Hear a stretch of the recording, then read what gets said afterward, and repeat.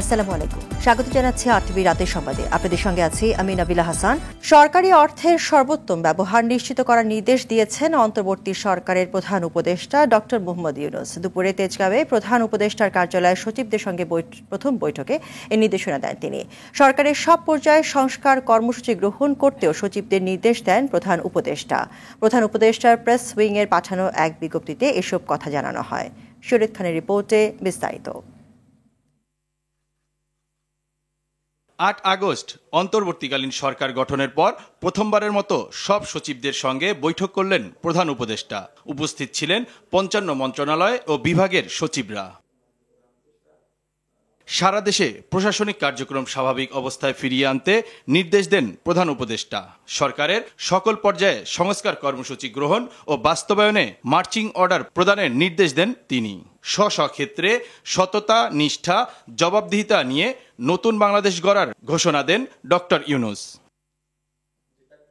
গদবাঁধা চিন্তাভাবনা থেকে বেরিয়ে এসে চিন্তার সংস্কার করে জনস্বার্থকে গুরুত্ব দিয়ে সরকারি কার্যক্রম পরিচালনার নির্দেশনা ছিল বৈঠকে। একই সাথে দুর্নীতির মূলোৎপাটন করার ঘোষণা দেন প্রধান উপদেষ্টা। সরকারি অর্থের সর্বোত্তম ব্যবহার নিশ্চিতের পাশাপাশি জনগণ যেন সর্বোচ্চ সেবা পায় তা নিশ্চিতের নির্দেশ দেন ডক্টর মোহাম্মদ ইউনূস। সরকারি ক্রয়ে প্রতিযোগিতা, স্বচ্ছতা ও জবাবদিহিতা নিশ্চিতে বিদ্যমান প্রতিবন্ধকতাগুলো দূর করার তাগিদ দেন প্রধান উপদেষ্টা। শরীয়ত খান, আরটিভি, ঢাকা। যতদিন না স্বপ্নের বাংলাদেশ হচ্ছে ততদিন বিজয় মিছিল করা সম্ভব নয় জানিয়ে বৈষম্য বিরোধী ছাত্র আন্দোলনের সমন্বয়করা জানিয়েছে, যারা হত্যার সঙ্গে জড়িত তাদের ছাড় দেওয়া হবে না। দুপুরে টিএসসিতে আয়োজিত সংবাদ সম্মেলনে এসব কথা জানায় তারা। এ সময় স্বৈরাচার পতনের মাসপূর্তি উপলক্ষে শহীদদের স্মরণে আগামীকাল শহীদি মার্চ কর্মসূচি পালনের ঘোষণা দেয় বৈষম্য বিরোধী ছাত্র আন্দোলন। বিস্তারিত বিলাল হোসেনের রিপোর্টে। জুন থেকে আগস্ট বৈষম্য বিরোধী ছাত্র আন্দোলন রূপ নেয় সরকার পতনে। মাসব্যাপী আন্দোলনে প্রায় হাজার ছাত্র জনতার জীবনদানের মধ্য দিয়ে ৫ আগস্ট স্বৈরাচারী হাসিনা সরকারের পতন হয়। দ্বিতীয় স্বাধীনতার স্বাদ পায় জনগণ। স্বৈরশাসক শেখ হাসিনা পতনের মাসপূর্তি উপলক্ষে ঢাকা বিশ্ববিদ্যালয়ের সংবাদ সম্মেলন করে বৈষম্য বিরোধী ছাত্র আন্দোলন। এদেশে যারা জীবন বাজি রেখে লড়াই করেছে তাদের স্মরণ করতে যাচ্ছি। আর কখনো ফ্যাসিজম যেন ফিরে না আসতে পারে সেজন্য সবাইকে ঐক্যবদ্ধ থাকার আহ্বান জানিয়ে সমন্বয়ক হাসনাত আব্দুল্লাহ বলেন, গেল ১৬ বছরে আওয়ামী লীগের সংবিধানই ছিল দেশের সংবিধান। খুনি হাসিনা এবং যে মুজিববাদ যে আমাদের সংবিধানে যেটা রিফ্লেকশন ঘটেছে, এই আওয়ামী লীগের সংবিধানটা সেখানে হচ্ছে একটা আমরা জাতীয় সংবিধান হিসেবে আমরা মেনে নিয়েছিলাম। আওয়ামী লীগের সংবিধানটাকেই আমরা বাংলাদেশি সংবিধান হিসেবে ধরে নিয়েছিলাম। অর্থাৎ দেখেন, একটা দলের সংবিধানকে যখন একটা দেশের সংবিধান হিসেবে চাপিয়ে দিতে চায়, সেই জায়গাতে হচ্ছে ফ্যাসিবাদের প্রথম বীজটা বপন করে দেওয়া হয়। হাসনাত বলেন, ক্ষমতাকে প্রশ্ন করতে পারে এমন গণমাধ্যম চায় তরুণ প্রজন্ম। যারা ২৪ পর্যন্ত এই ফ্যাসিবাদকে টেনে নিয়ে এসছে, এই প্রজন্মকে এই মেন্টাল ট্রমাতে যে ফেলেছে সেটির দায়ভার তাদেরকে নিতে হবে। এ সময় স্বৈরাচার পতনের মাস পূর্তি উপলক্ষে শহীদি মার্চ কর্মসূচি ঘোষণা করেন সমন্বয়ক সার্জিস আলম। এটি আগামীকাল বিকাল ৩টায় ঢাকা বিশ্ববিদ্যালয়ের রাজু ভাস্কর্যের সামনে থেকে শুরু হবে। নীলক্ষেত হয়ে নিউ মার্কেট, কলাবাগান, এরপরে ধানমন্ডি পার হয়ে মানিক মিয়া এভিনিউ হয়ে, অর্থাৎ সংসদ ভবনের সামনে দিয়ে ফার্মগেট, কাউরান বাজার, শাহবাগ, আবার রাজু ভাস্কর্য হয়ে আমাদের জাতীয় শহীদ মিনারে গিয়ে শেষ হবে।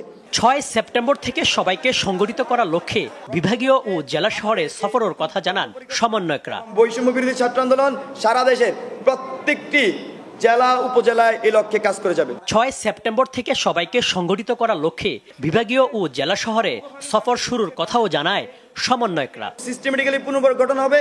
তাদের প্রধান কাজ চাঁদাবাজি, সিন্ডিকেট, দখলদারি, দুর্নীতির বিরুদ্ধে অবস্থান নেওয়া। Bilal Hossain, RTV, Dhaka. BNP chairperson Begum Khaleda জিয়ার সঙ্গে সৌজন্য দেখা করেছেন ব্রিটিশ হাইকমিশনার সারা ক্যাথরিন কুক। বেগম জিয়ার স্বাস্থ্যের খোঁজ নিতে রাতে তার গুলশানের বাসভবন ফিরোজায় আসেন সারা কুক। এই সময় আরও উপস্থিত ছিলেন বিএনপির জাতীয় স্থায়ী কমিটির সদস্য আমির খসরু মাহমুদ চৌধুরী, অধ্যাপক ডাক্তার AZM জাহিদ হোসেন সহ অনেকেই।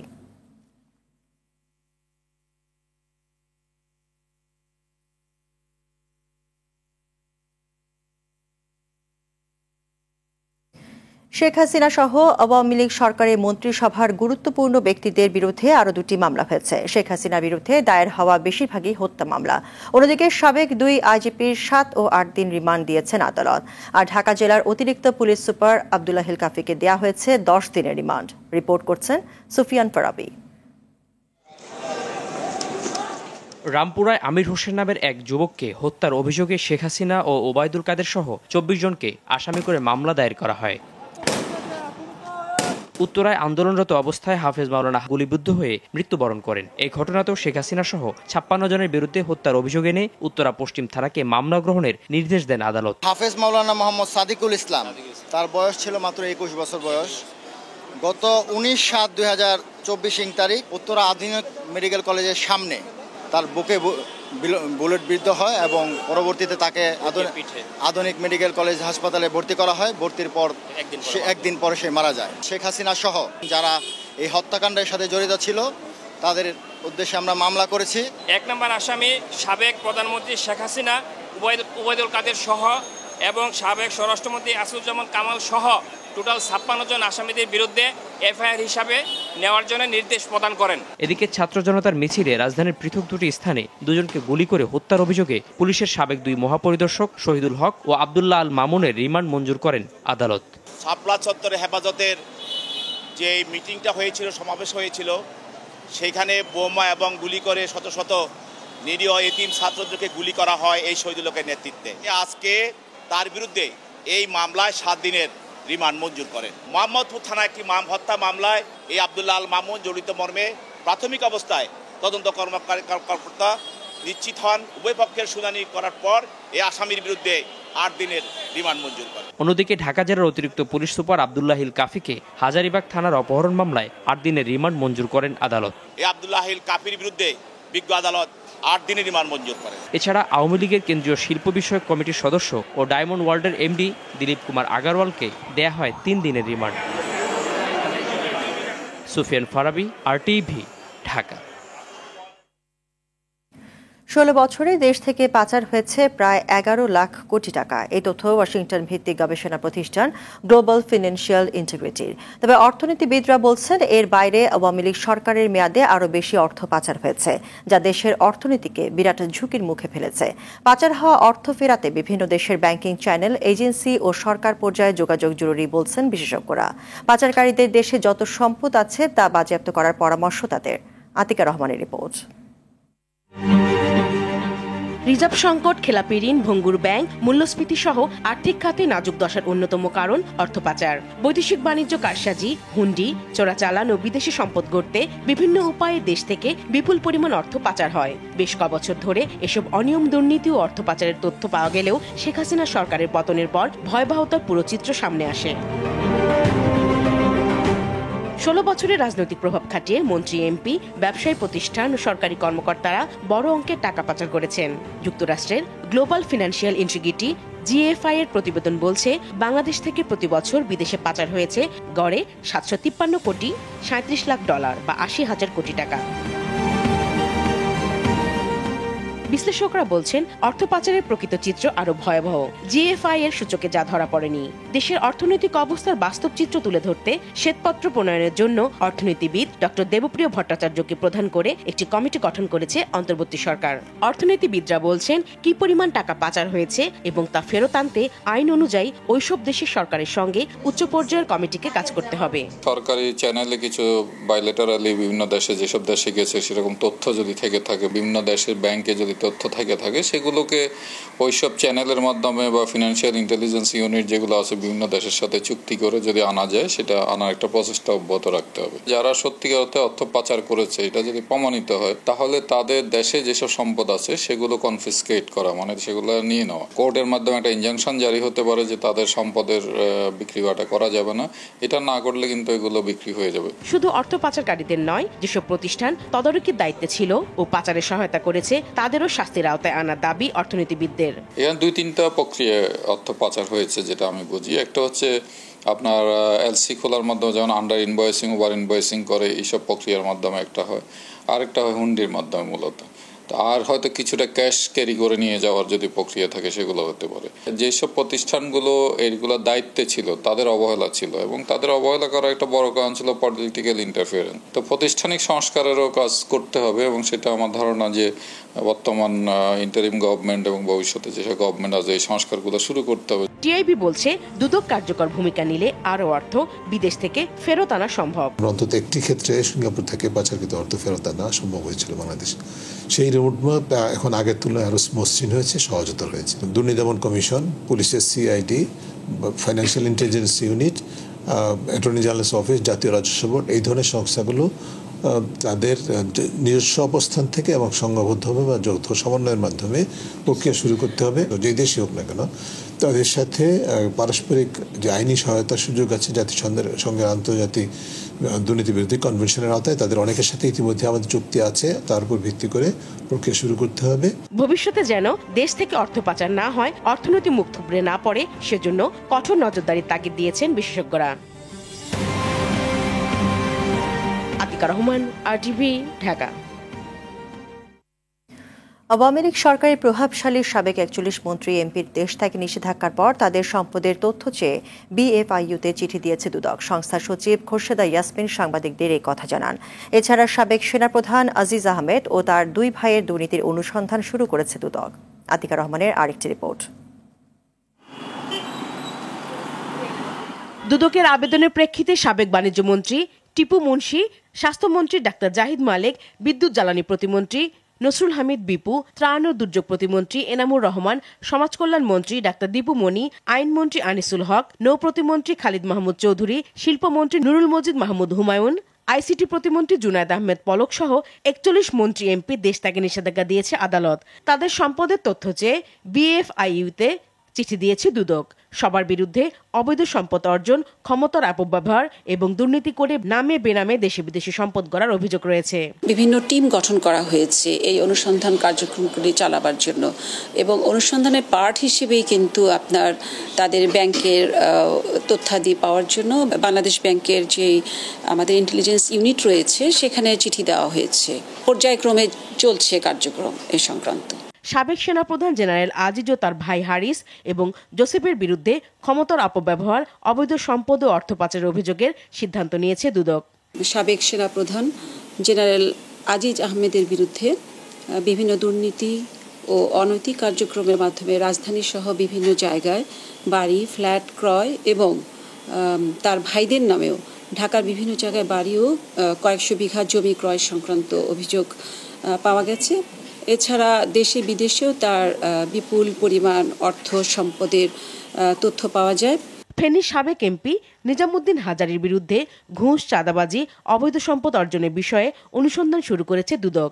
এছাড়া দুদকের তলবের প্রেক্ষিতে আইনজীবীর মাধ্যমে 1 মাসের সময় চেয়ে আবেদন করেছেন সাবেক খাদ্যমন্ত্রী কামরুল ইসলাম। আতিকা রহমান, RTV, ঢাকা।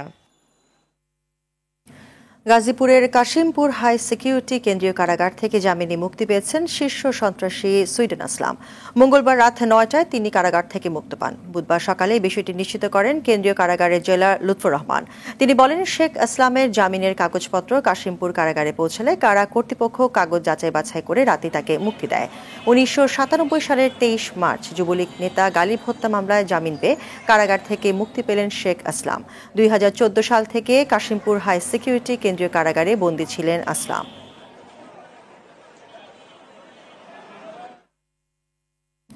গাজীপুরের ঢাকা ময়মনসিংহ মহাসড়ক অবরোধ করে বিক্ষোভ করেছে পোশাক কারখানার চাকরিচ্যুত ও চাকরি প্রত্যাশীরা। সকালে মহানগরের ভোগড়া বাইপাস সদর উপজেলার বাঘের বাজার এলাকায় বিক্ষোভ করে তারা। এই সময় মহাসড়কে যান চলাচল ব্যাহত হয়, ভোগান্তিতে পড়ে যাত্রীরা। এছাড়া হামলা হতে পারে এমন আতঙ্কে সাভারের আশুলিয়ায় শতাধিক গার্মেন্টস বন্ধ ঘোষণার পর ওভারটাইম, হাজিরা বোনাস, বেসিক সার্ভিস ও ছাঁটাই বন্ধ সহ নানা দাবি জানিয়ে বিক্ষোভ করেছে গার্মেন্টস শ্রমিকরা। এদিকে আইন শৃঙ্খলা বাহিনীর পক্ষ থেকে নিরাপত্তা নিশ্চয়তা দেওয়ায় বৃহস্পতিবার থেকে সব পোশাক কারখানা খোলা রাখার সিদ্ধান্ত নিয়েছে পোশাক প্রস্তুত ও রপ্তানিকারক প্রতিষ্ঠান বিজিএমইএ।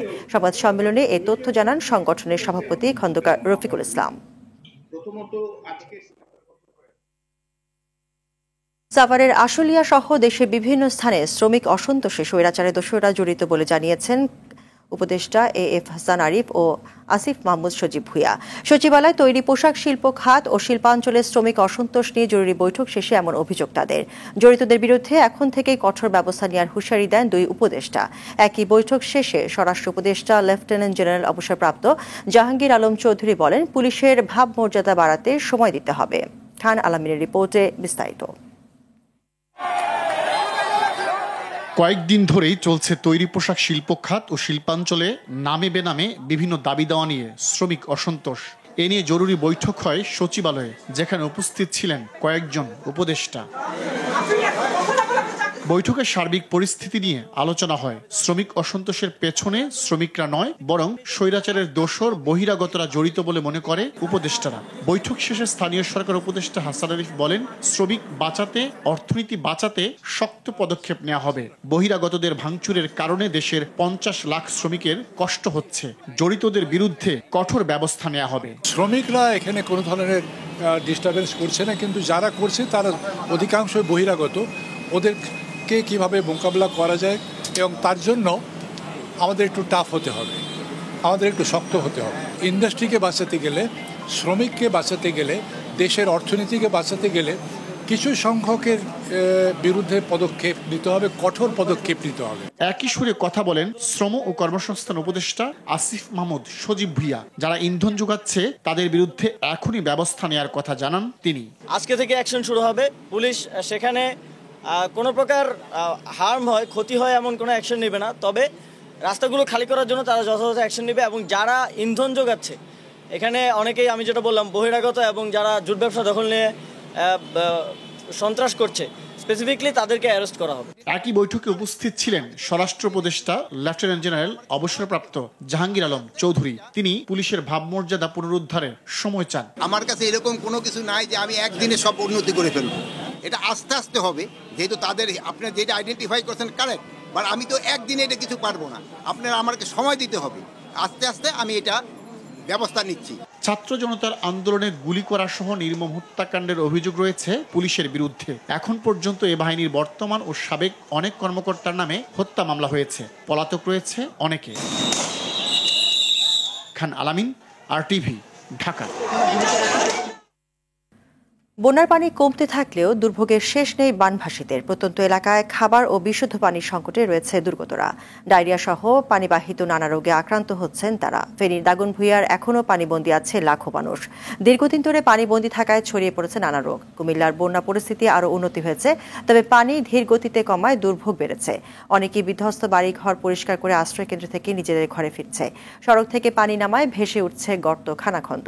লক্ষ্মীপুরে বন্যার পানি কমলেও বিভিন্ন এলাকায় বাসিন্দা দুর্ভোগ বেড়েছে।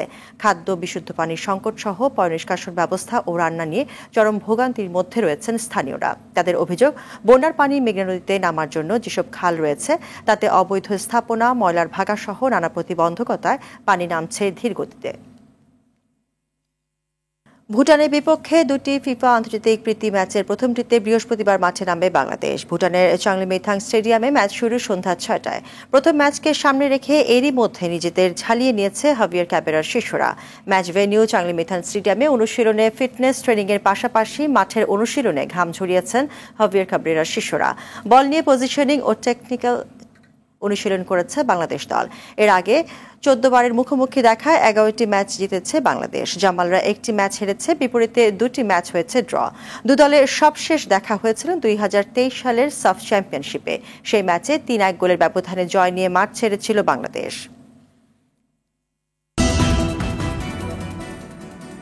রাতের সংবাদ এই পর্যন্তই। সর্বশেষ সংবাদ জানতে যেকোনো মোবাইল থেকে 24141 নম্বরে ডায়াল করুন।